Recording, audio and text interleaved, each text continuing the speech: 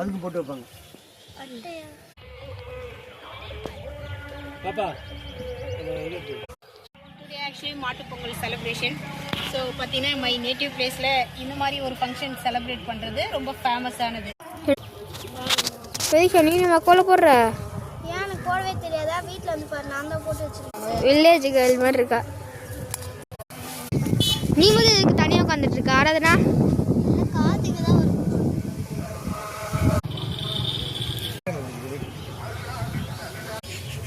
இங்கே ஒரு கல் வச்சு இங்கேயும் சாமி கும்பிடுவோம். இது வந்து பார்த்தீங்கன்னா ஏதோ சொல்லுவாங்க எதிர்கொண்ட சாமி. சரி ஓகே, அங்கே சாமியை வச்சு சாமி கும்பிட்டா இங்கேயும் வந்து ஆப்போசிட்லேயும் ஒரு சாமி கல் வச்சு நாங்கள் சாமி கும்பிடுவோம். இது எங்கள் ஊர் பழக்கம். எங்கள் மாமி சாமி கும்பிட பொங்கல் வச்சுட்டாங்க. சாமி பொங்கல் வச்சுருக்காங்க. மாட்டு பொங்கலுக்கான செலிப்ரேஷன் பொங்கல் ரெடி. பொங்கல் வாழை பிடிச்சிட்டு இருக்கு.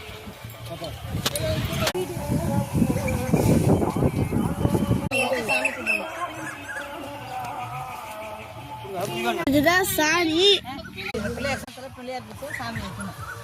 ஓ குப்பையில வைக்கணுமா? எனக்கே தெரியல. இது என்னது தெரியல. சாணம்ல கை பிடிச்சுன்னா நசுக்குறாங்க. எப்படி இருந்தது தெரியல.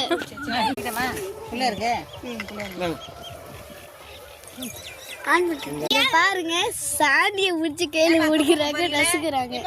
அப்படியே கையில பிடிச்சி எதோ பண்றாங்க. எல்லாரும் பார்க்கட்டும்.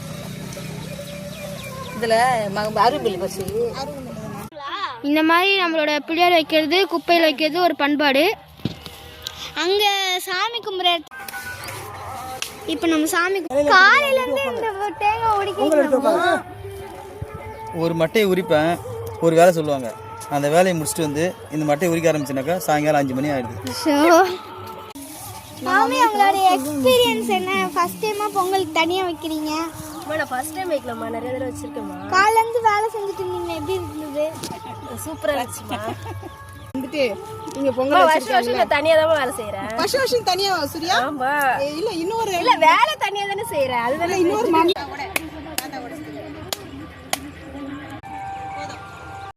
இன்னொரு கல்பம் சேர்த்து. பொங்கலோ பொங்கல், பொங்கலோ பொங்கல்,